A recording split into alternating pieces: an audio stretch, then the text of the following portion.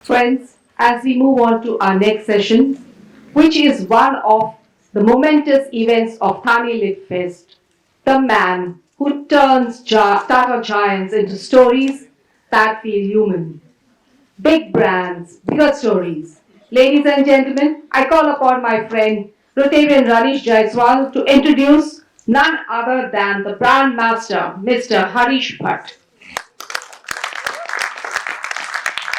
Thank you, Kalita. I got this pleasant opportunity to introduce Mr. Harish Bhat.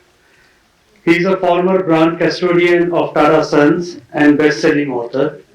With a 38 years of career at the Tata Group, he has held several senior leadership roles, including Managing Director and Chief Executive Officer of Tata Global Beverages and COO at Titan Watches and Jewelry Division. Post retirement, he serves as the boards of Trent, Infinity Retail, that is Chroma, and Tata Starbucks. A passionate marketer, Harish has shaped iconic brands like Tanishq, Titan, Fast Track, Tata Tea, and led the creation of Tata as India's most valuable brand.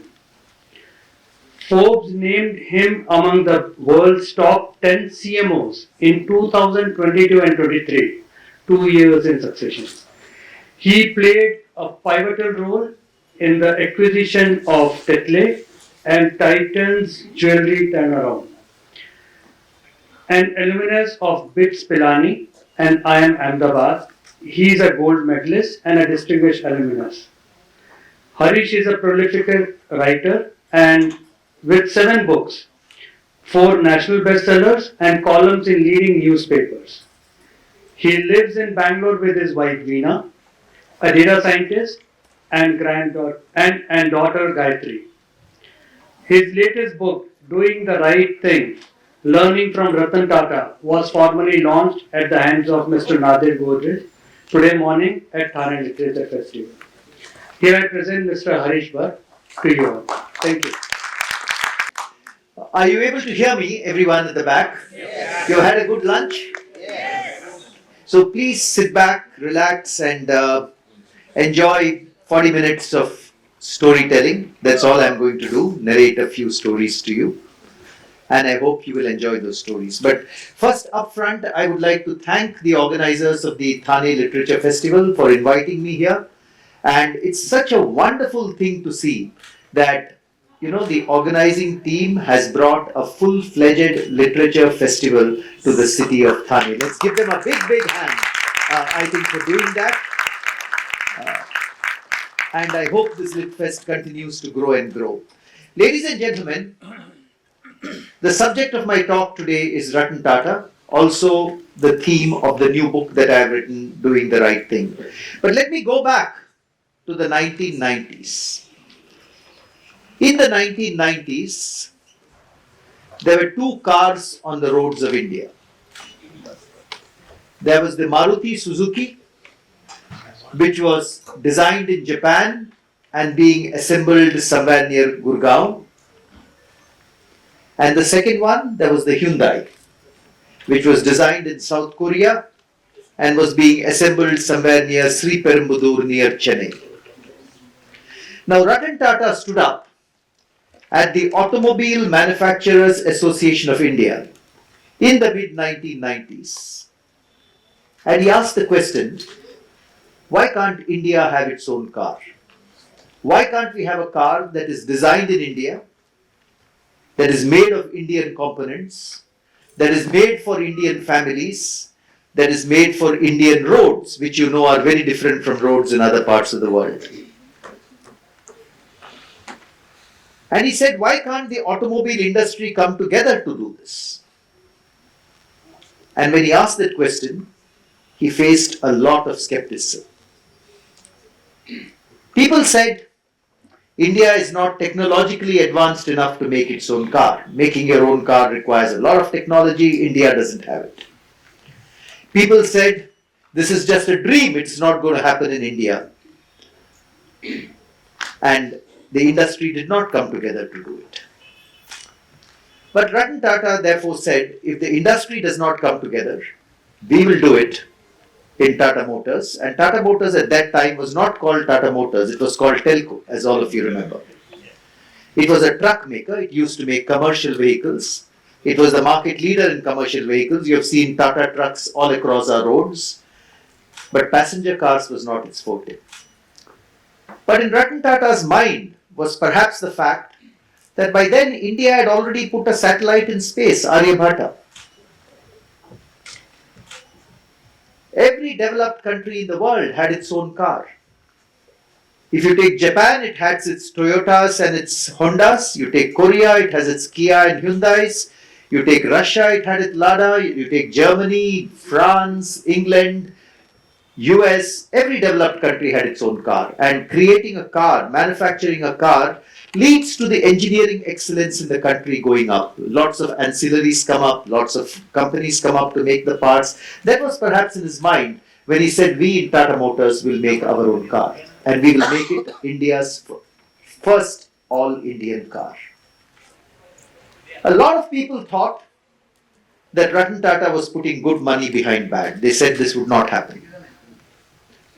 So Ratan Tata started out with a vision where he said, I would like a car as large as an Ambassador, a car which is as fuel efficient as a Maruti 800, and a car which is even better looking than the Zen. You remember the Zen? Yes. I don't see it on the road these days, but it was there till a few years ago.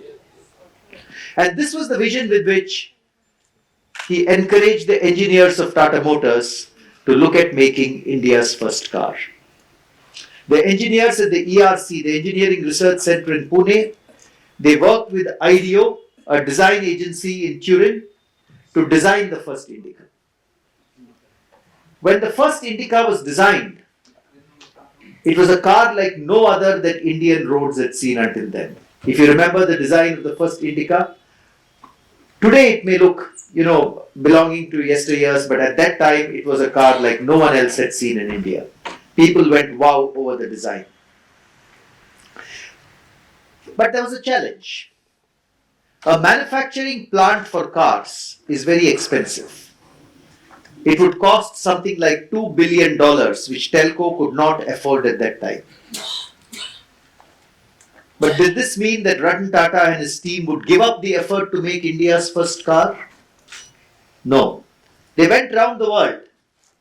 And finally, after searching and searching, they found in Australia a disused Nissan plant which was only being run for 15 minutes a day to keep it active. They were able to negotiate and buy that plant at 1/5 to 1/6 the price of a new car plant. They disassembled it brick by brick, brought it to India, and reassembled it in Pune to create the first plant for making the Tata Indica. This is how the cost challenge was actually faced. They needed workers to make the cars. I have gone to Tata Motors Pune when I was researching this story, and I've spoken to workers there who made the first Indica.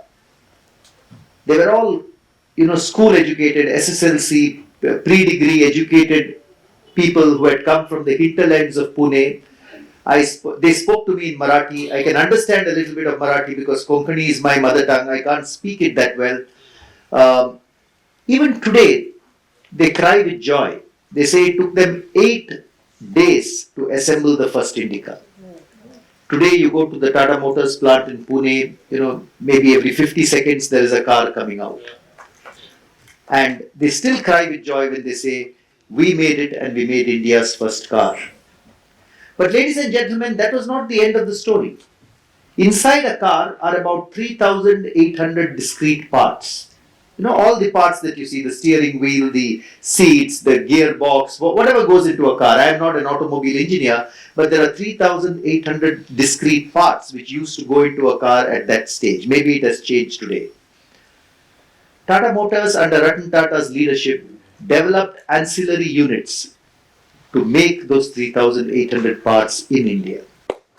And when the Tata Indica was launched in 1998, 97% of all the parts going into the Tata Indica were made in India by these ancillary units. And that is how, ladies and gentlemen, the Tata Indica was proudly launched in 1998. But it was not all easy. Initially, when the Tata Indica was launched, it was launched at a huge event in Mahalakshmi in Mumbai. There were huge bookings. They got bookings for more than 1 lakh cars. But very soon, they got getting feedback from customers that there were quality issues. People said the car is noisy. People said the plastic parts are not well engineered or not well attached. And they had quality problems coming up from all parts of the country. Even today, Tata Motors managers squirm in their seats when they think of those days. Did this challenge put Ratan Tata back again? No. He and his leadership team, he called for an emergency meeting at the Taj President. They discussed what they had to do. Over the next several weeks, they visited distributors and customers, understood what the issues were, resolved those issues, and in about 1 year to 18 months, they relaunched the Indica as Indica V2. And you will remember those advertisements. In fact, Ambi Parmeshwaran, who spoke this morning here, was responsible for some of those advertisements. You will remember those advertisements which said, Tata Indica, more car per car. And very soon, now the Tata Indica was fully fit, the quality issues were behind it, and very soon the Tata Indica, by 2001-2002, it went on to become the fastest selling car on the roads of India. And that was a proud moment for India, because here was an all-Indian car going on to become the fastest selling car. You know, today if you look at the Tata Motors stable of cars, you will see the Tata Harrier, the Tata Punch, the Tata Nexon. You see all these cars on the roads, and Tata Motors is doing very well in its cars business. But this was the origin from where cars were born in Tata Motors, the vision of Ratan Tata to make India's first car. And people have asked Ratan Tata, what gave you the courage to make the Tata Indica? What gave you the courage to make India's first car when people were saying that it could not be made? And Ratan Tata's answer was, that courage came from my trust in the young engineers of Tata Motors. I had belief in them, and I also thought, he has gone on record to say that I've also thought that we should always try to do something which is a little beyond our reach so that it can inspire the young people of our country. Ladies and gentlemen, because the Tata Indica was made as an all-Indian car, it led to an entire automobile ecosystem coming up in Western India. If you today, the entire automobile ecosystem which has come up in Maharashtra is largely a result of the Tata Indica having been born as an all-India car, all the automobile ancillaries and all the units here. And Ratan Tata has gone on to say, he said, history may say that it succeeded, or history may say that it failed. We thought of it, and we did it. We made India's first car. That, ladies and gentlemen, is the story of how India's very first car was born. And it was driven by Ratan Tata's love for our country. I am sure, I have not spoken to him about the Tata Indica, but I am sure when he embarked on that exercise, he was very aware of all the risks involved of taking up something that no one else had done in India. But he did it because he thought it was important for our country to have its own car, like every developed nation has its own car.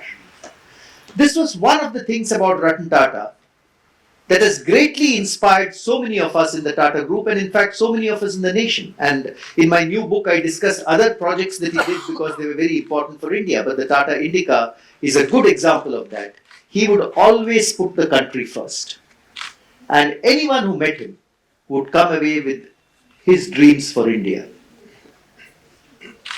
Even through his later years, as you remember, when he was, when he had retired as chairman of Tata Sons, but he continued to be chairman of the Tata Trusts, the number of cancer hospitals which were put up by the Tata Trust across the country were born of that same love of saying, can we do something for our country? But this was not the only facet of Ratan Tata which has inspired many of us. Of course, doing what is right for the country was top of his mind. But I want to narrate another story for you, which brings out another quality of Ratan Tata very clearly. And I want to go back to the early 2000s when the Tatas had a company called Tata Finance. And I want to talk about something which went wrong and how Ratan Tata responded to it. Because when things are going right, it is easy to speak about success. But what happens when things go wrong? That is when character comes to the fore. So Tata Finance was established by the Tata Group as what is popularly called today as an NBFC. It used to take deposits from investors, middle class investors like you and me. We would give our deposits to the company, and it would then give out loans for buying durables, for buying houses, and from there it would earn its money. It was a company in which the Tata Group had huge hopes. But one day, a letter lands up on Ratan Tata's table. And the letter says, there has been a fraud in Tata Finance. Now that's very difficult for a group like the Tata Group to digest, that there has been a fraud in one of your companies, because the Tatas are not typically known, that many companies have frauds in them. They're typically known for good corporate governance. So when that letter landed up at Ratan Tata's table, it was a shock to the leadership in the Tata Group. So the first thing that was done was an audit was announced, and an auditor's team went to Tata Finance to check, has there really been a fraud, or is this anonymous letter just another anonymous letter? So the auditors went to Tata Finance, they did an audit, they came back and they said, yes, there has indeed been a fraud. And not a fraud at junior levels. What they said was that the leadership of the company, including the then MD, had invested in shares of dubious nature, and when those shares collapsed, it had left a 500 crore hole in the balance sheet of the company. And remember, this is 500 crores way back in 1999-2000. So if you just look at the present value of what that is, it will be probably much, much higher. And there were also allegations that some of the senior leadership may have profited from some of these activities. Imagine that you were in Ratan Tata's position at that time. You're the chairman of the Tata Group, very respected business group, very trusted brand. And you now have news that there has definitely been a fraud in one of your big companies, and the fraud has been committed not by someone junior, but by the leadership of the company. What would you do? So I've spoken to the gentleman who was Ratan Tata's chief financial officer at that time, Ishaq Hussain. I've spoken to the chief legal officer at that time, Bharat Vasani, and both of them have told me that Ratan Tata called them, and his message to them was very clear. He had two messages for them. One message, not one individual can lose the money that he or she has deposited in Tata Finance. And the second message, whoever is responsible for this, whoever has done this fraud, however senior he or she is, I want legal action in accordance with the law of the land. That's a very, very difficult and courageous stance to take. In fact, at the annual general meeting of Tata Chemicals, where Ratan Tata was also chairman, the AGM was happening around that time, an elderly Parsi shareholder stood up and said, Mr. Tata, I have heard about this fraud in Tata Finance. What will I go? I have many fixed deposits in this Tata Finance. What will I go home and tell my wife tonight? And apparently Ratan Tata stood up immediately and said, I will ensure that not a single depositor in this company loses even 1 rupee of their fixed deposits. Now remember, Tata Finance,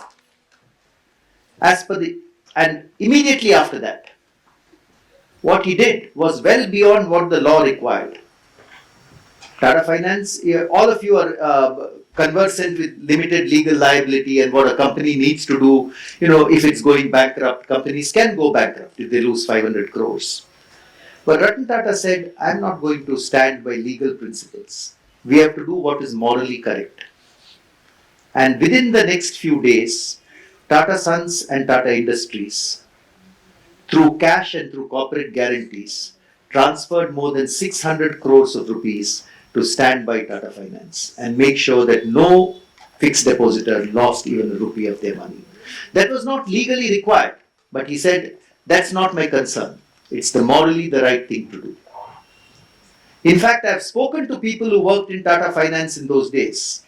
This was well before UPI came in and, what is it called, Paytm and PhonePe came in. It was all before electronic transfers came in. Tata Finance had actually kept a helicopter on standby to fly cash to smaller towns if there was a run on the company, if people came and asked for their money back. Fortunately, that helicopter never had to be used because people trusted in what the Tata Group and Mr. Ratan Tata said, so not many people came to withdraw their fixed deposits. In fact, Tata Finance published an advertisement in a leading newspaper saying a fraud has been committed on Tata Finance, but every depositor's money will be safe.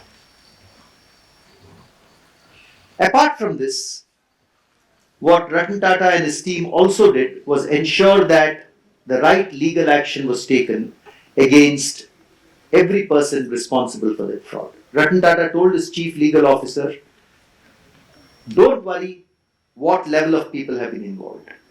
You make sure that the right legal action is taken and you make sure that the people are brought to book. So it was pursued through SEBI, pursued through the courts of law, and eventually the then managing director of the company, who had resigned by then, went behind bars, and the entire board of that company resigned. Ladies and gentlemen, to me, and after that, of course, the Tata Group also tightened some of its corporate governance norms so that something like this does not recur or happen in other companies. I've described this story in great detail in my book. I wish I had time to narrate it in greater detail to you. But to me, the story throws up a very different aspect of Ratan Tata from the Tata Indica story. If Tata Indica threw up his love for India, this story threw up his determination to go beyond what is strictly legal and do what is morally correct. And to me, this was a big reputational risk for the Tata brand at that time and for the Tata Group at that time. But because of these actions taken by Ratan Tata and his leadership team, I would say, I myself was a depositor. In Tata Finance, I had a 10,000 rupee deposit at that time. But after hearing Ratan Tata's promise, I didn't even go near that 10,000 rupees deposit. I said it will be safe. And to me, it reveals a fundamental truth. Companies are made of people. No company is perfect. Things can go wrong. And actually, the character of a company or the character of a leader is revealed when things go wrong. How does that leader react when things go wrong? It is very easy to say, I am successful when things are fine. And this revealed Ratan Tata's determination to do what is morally correct and go beyond what is just legally correct. And that was another important facet, ladies and gentlemen, of Ratan Tata's personality. But I want to take on a third story and narrate another aspect of Ratan Tata, which also stands out. And this is the story of the 26/11 attacks which happened at the Taj Hotel. All of us, I'm sure most of us have heard about the 26/11 attacks. It was on the 26th of November 2008 when terrorists came into the city of Mumbai. They attacked at various locations, including the VT station, including 2 or 3 other locations, but one of the locations which was attacked was the Taj Hotel. And 4 terrorists got into the Taj Hotel and started shooting indiscriminately. The staff at the Taj were the heroes of that night. They safeguarded many of the guests, even at the risk of losing their own lives. Some of them lost their own lives, but they demonstrated an heroism which has never before been seen in the corporates of our country. The heroism was of another level altogether. They were the heroes. Ratan Tata got a message that terrorists had come into the Taj within about half an hour or so of their coming in. And he went to the Taj immediately and tried to get into the hotel, but he was stopped very rightly by the police from getting in because there were terrorists there. So he stood on the roads outside the Taj for the next 2.5 days until all those 4 terrorists had been killed. And, he stood on those roads, perhaps feeling helpless, but he was determined to give moral support to the staff in the Taj who were within, battling that very, very tragic situation.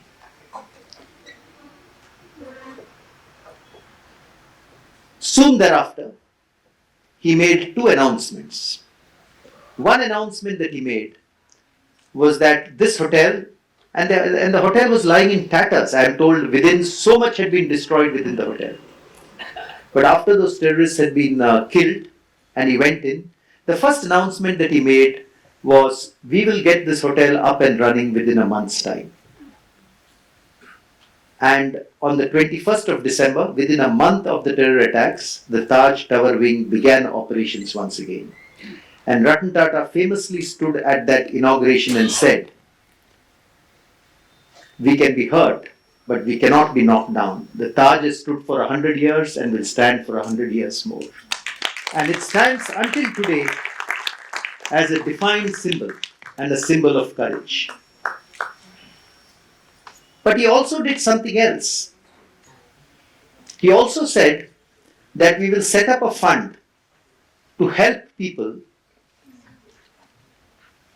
who have been impacted by these terror attacks. These could be people who have lost their lives to the terrorists, then we will help their families. Or it could be people who have been injured, in which case we will help them to rehabilitate them. And this was the origin of the Taj Public Welfare Service Trust. In fact, as he was making this announcement, on the day these terror attacks had just happened. As he was making this announcement, one of the senior executives who was standing near him said, sir, we don't even know how many people have been impacted. Maybe that executive was a little worried. Mr. Tata is making an announcement. We don't even know what the financial impact will be. Mr. Tata apparently turned to him and said, in his own soft voice, he said, listen, how does that matter? You get the details of how many people have lost their lives. But this city has given us so much, and this is the time we need to stand by this city. And that was the origin of how the Taj Public Welfare Service Trust was established, which provided help not only to the employees of the Taj, but everyone in Mumbai who had been impacted by the terror attacks. And over the course of the last several years, details of that I have narrated in the book, but over the course of the last several years, hundreds of families have been rehabilitated and brought back to normal life as a result of the Taj Public Welfare Trust being set up.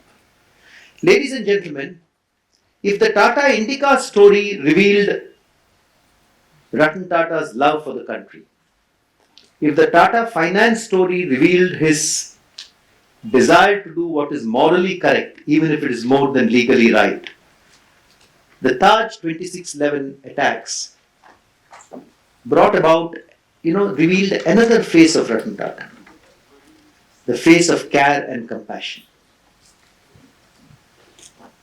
I have the Chief Human Resources Officer of Taj at that time, Mr. H.N. Srinivas, has narrated to me the story of how Ratan Tata met every single Taj family who had lost an employee in that terror attack, spent time with them, ensured that they got the right benefits which would keep their family completely safe and secure for the rest of their lives. And he did that by telling each of them that I will do whatever is required, except bringing him back to life. Anything else which is required, I am willing to do. You're part of the Taj family for life. Ratan Tata's care and compassion, which was a very, very important part of his personality, was not restricted to human beings alone. If you come to Bombay House, which is the headquarters of the Tata Group, where I have had the privilege to work for many years before I retired from my role last year, you will find there are stray dogs at the reception area.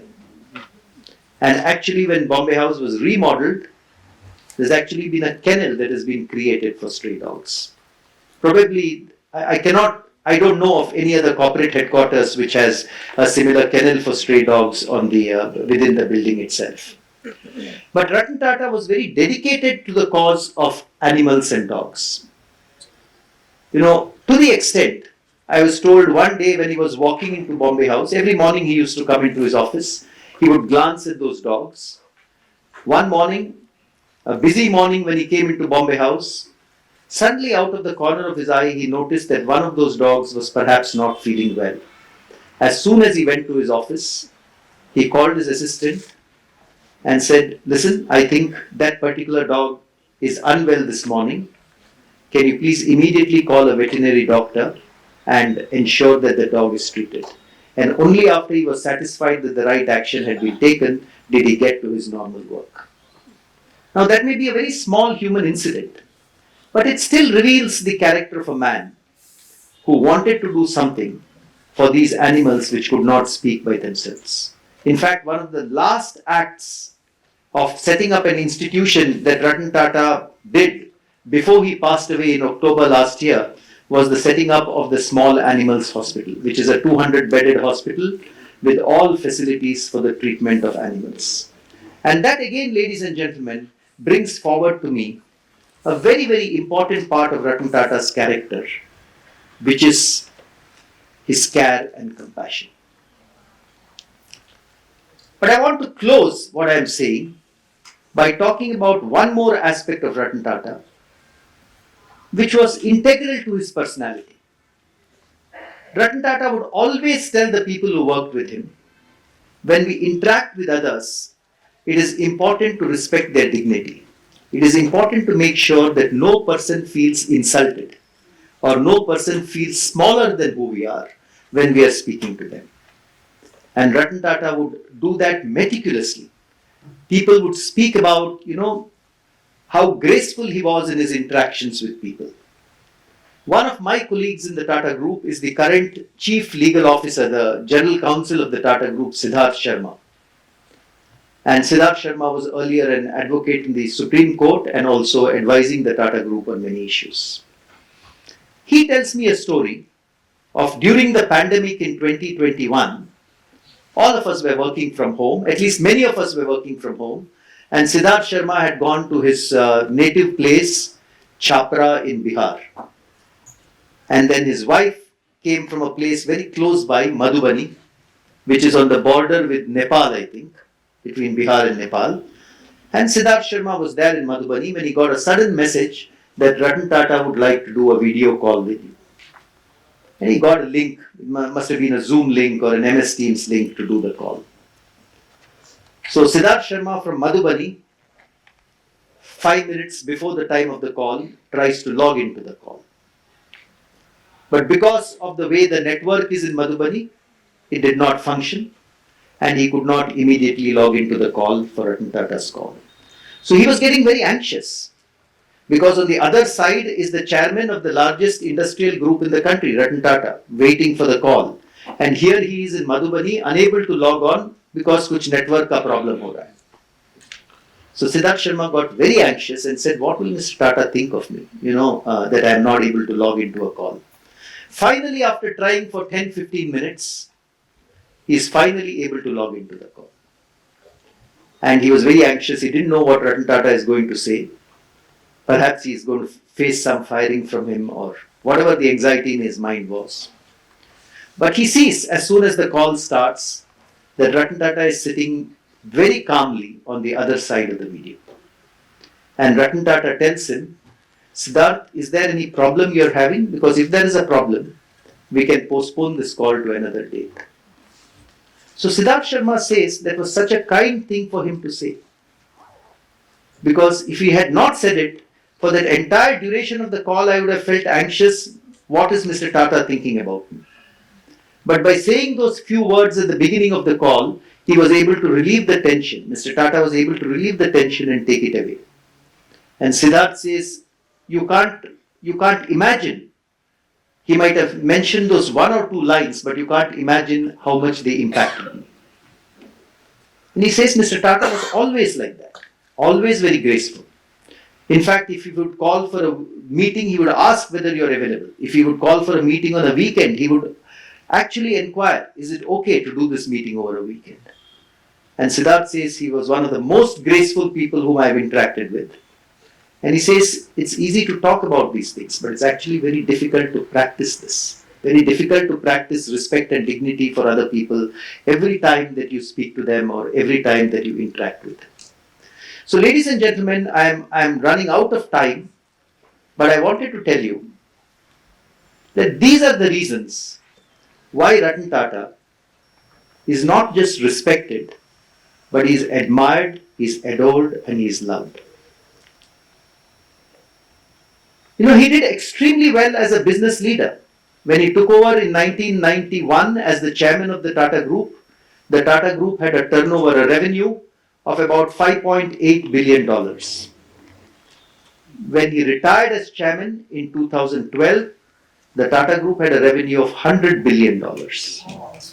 So as a business leader, and you know what all he did? He had the global acquisitions of JLR, of Chorus, of Tetley. I can go on and on about the business achievements of Ratan Tata on taking the revenues up from 6 billion to 100 billion.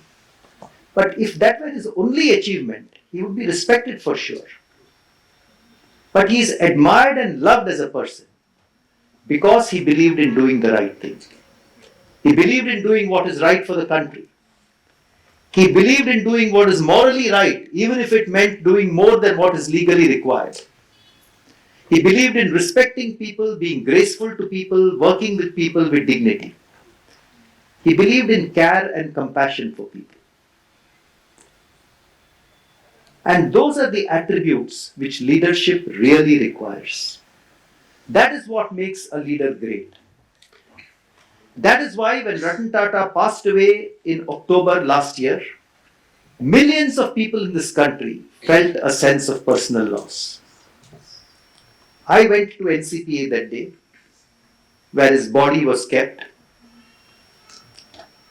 Mile-long queues to pay tribute to him. I saw posters on the streets of Mumbai which you would typically not see for a corporate leader, saying Amar Rahe Ratan Tata, many other slogans were there. I came from Bangalore on a flight that morning. I saw many other people coming on that flight saying we are also going to pay tribute to Ratan Tata. And that kind of love and affection only comes when you know that a person has actually been a human being first and a corporate leader next. So in this book, ladies and gentlemen, which I have written, Doing the Right Thing, which was so kindly launched by Mr. Nadir Godrej today morning, I speak about 4 things which are very, very important lessons that we can take behind from Ratan Tata's life. And those 4 lessons, in very, very brief terms, one of those lessons is integrity. Doing what is right. Ratan Tata walked away from business opportunities if he felt it was not right. But integrity also means having your moral values right. And each of us may have different moral values, but sticking to whatever moral values we think are important for us. I speak about how it is important to embrace our role fully. Ratan Tata embraced his role as a custodian of the Tata brand fully. To stay true to the ideals that Jamshedji Tata put in place when he started the Tata Group. Each of us, whatever we are, whether we are marketers, doctors, lawyers, chartered accountants, how do we embrace our role fully and do what is right for society? I speak about how, in Ratan Tata's case, he might have been a corporate leader, he might have been the head of India's largest conglomerate, but he never forgot that he was a human being. And that is where his care and compassion and dignity for people came from. And how it is very important, doesn't matter how senior we are, how well our businesses are doing, how well our profession is doing, how it is very important never to forget that we are first and foremost a human being. I speak about Ratan Tata's famous line that I want to go to bed every night knowing that I did not succumb to doing anything wrong. And why that is very important for us if we want to lead good lives and sleep well at night.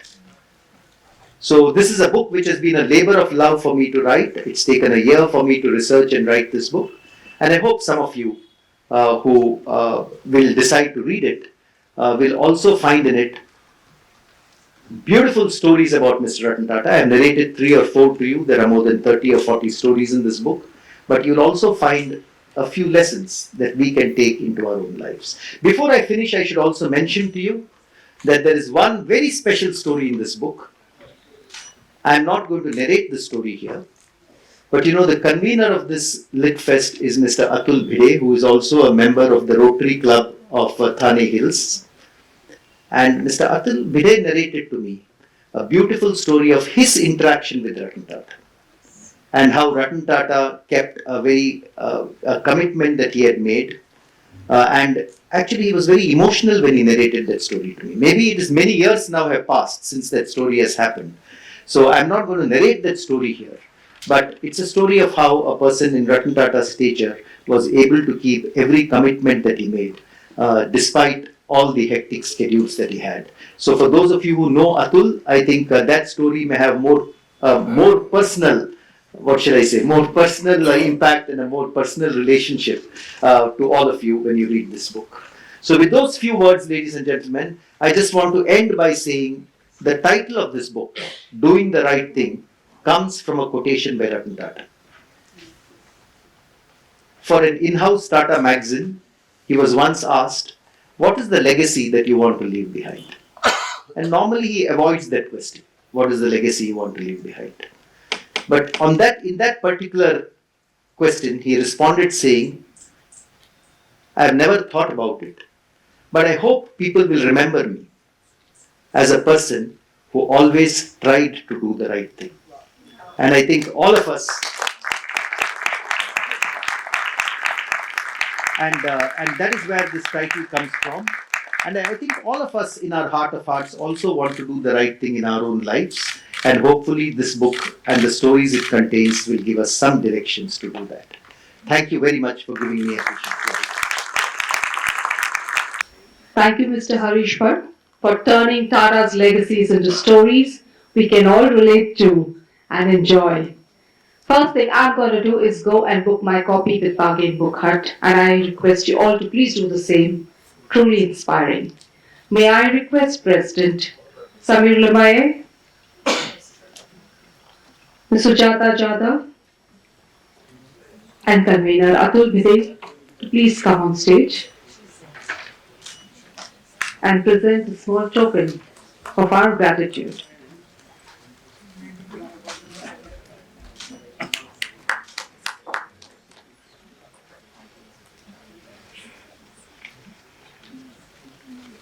Friends, can we have a round of applause, please?